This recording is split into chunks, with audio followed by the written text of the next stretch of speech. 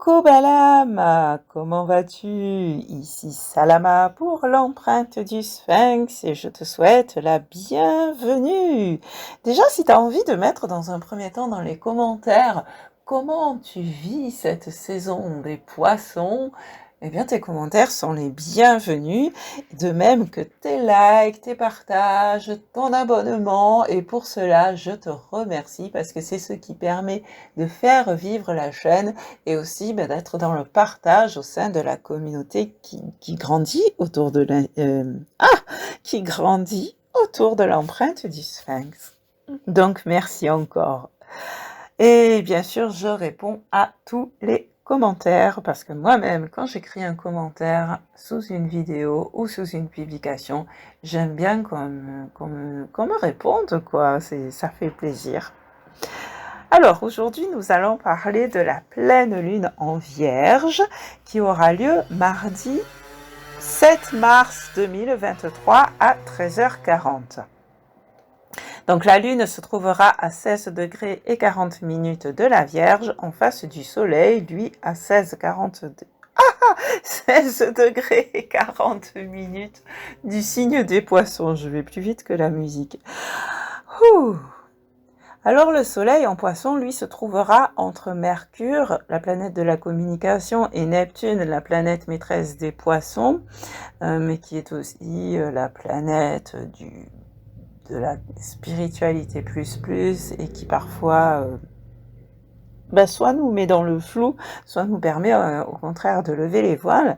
Et c'est pour ça qu'ici, avec cette configuration, eh bien, ça va être l'occasion de mettre en lumière ce qui est voilé, donc mettre en lumière le soleil, ce qui est voilé Neptune, grâce à la communication. Mercure. Donc, en communiquant, en discutant, en échangeant, ça va nous permettre d'y voir plus clair, en fait. Et la Lune, elle, en Vierge, va nous inviter à nous poser les questions suivantes. Quels soins est-ce que j'apporte aux autres, ce qui est typique de la Vierge, mais quels soins est-ce que je m'apporte aussi, parce que il est important aussi de penser à soi et de s'impliquer dans nos décisions et dans nos choix. Elle va aussi nous interroger, cette pleine lune, sur ce que nous voulons changer, réorganiser dans notre quotidien, en fait.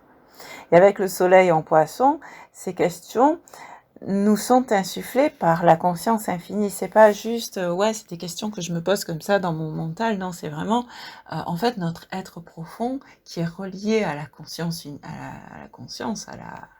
à l'univers, en fait, hein, qui nous dit, mais qu'est-ce que tu veux faire? Et comme on a dit, ou être, et comme on a dit en fait dans les précédentes vidéos, avec ce soleil en poisson, c'est pourquoi? C'est parce que le poisson étant le dernier signe du zodiaque, on nous demande en fait ce que nous voulons choisir de reléguer, ce que nous allons choisir de reléguer au passé, et ce que nous allons choisir de mettre en place, ou de conserver, ou d'emmener avec nous, pour la nouvelle année lunaire qui va commencer lors de l'entrée du soleil en bélier,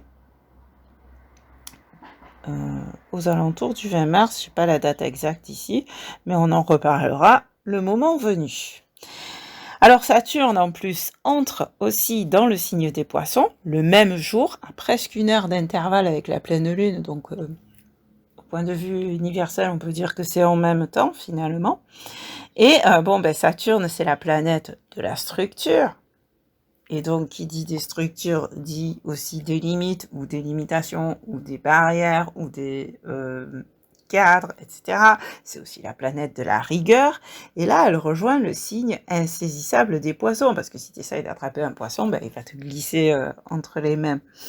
Et du coup, ici, les questions qu'on peut se poser, c'est est-ce que nous allons tenter d'enfermer l'être infini que nous sommes dans un aquarium, donc continuer à nous limiter, ou bien est-ce que nous allons repousser ces limites, et notamment qui nous sont imposées par le monde matériel, pour finalement vivre heureux comme un poisson dans l'eau? Est-ce que nous allons choisir de rester prisonniers donc de nos limitations, ou bien est-ce que nous allons les transcender et prendre conscience de la grandeur de l'être que nous sommes d'un point de vue énergétique, même si notre corps, lui, ne va pas grandir tout d'un coup, énergétiquement, nous sommes des êtres infinis. Et donc, est-ce que nous allons prendre conscience de cette grandeur? Et donc, de se faire repousser, voire faire tomber les limites. Surtout que la pleine lune forme aussi des aspects positifs, donc le soleil en sextile et la lune en trigone, avec Uranus qui est dans le signe des taureaux. Uranus, la planète de l'innovation, des changements, on pourrait dire du futur, mais que l'on crée bien sûr, qui se trouve dans le signe du taureau depuis un moment déjà et jusqu'au mois de mai.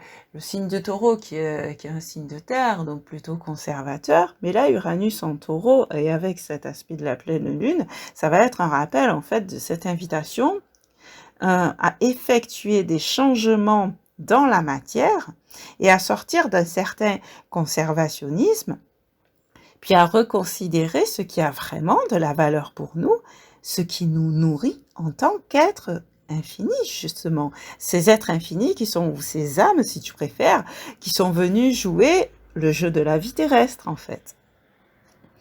Ensuite, samedi 11 mars à 15h41, heure de Paris toujours, Vénus, qui est toujours dans le signe du Bélier, va former un sextile avec Mars, qui elle est depuis un moment déjà dans le signe des Gémeaux, Mars, la planète maîtresse du Bélier. Et ici, il va s'agir d'accorder nos violons entre ce qui anime notre cœur, Vénus, donc l'animation, le feu du cœur en fait, le bélier vénusien, donc le feu du cœur, notre passion, mais au sens positif du terme, c'est-à-dire vraiment ce qui nous fait vibrer, quoi. Et de notre côté, notre esprit qui va insuffler nos actions. Pourquoi je parle de l'esprit? Parce que le signe des Gémeaux, c'est le signe de l'intellect, et les actions, c'est Mars. Donc, et finalement, est-ce que nous allons aligner notre part féminine, notre part masculine, notre part réceptive, notre part active, le cœur représenté par Vénus et l'esprit représenté par les Gémeaux et les actions représentées par Mars. Et donc, finalement, est-ce que nous allons agir à partir des choix du cœur pour donner vie à plus de ce qui nous met en joie? C'est-à-dire que, par exemple, je sais pas, tu découvres une aventure parce que le bélier, en même temps, Vénus est en bélier, donc peut-être qu'elle va vouloir découvrir des choses et tu sais, c'est la nouveauté, quoi. C'est qu'est-ce qu'on pourrait démarrer. Et donc, tu vas découvrir quelque chose, tu vas essayer quelque chose et waouh, ça va te plaire.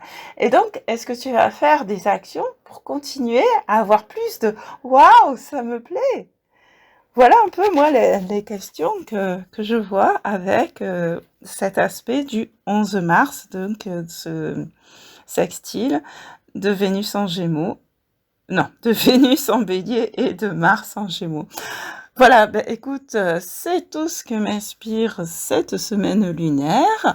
J'aimerais que tu me dises en commentaire comment toi tu vis cela. C'est encore une fois une occasion de partager et de permettre aussi aux autres de voir que d'une part, ils ne sont pas seuls ou elles ne sont pas seules et que d'autre part, ah tiens, ce que tu es en train de dire là, ça résonne en moi et ça peut me permettre aussi d'avoir une prise de conscience.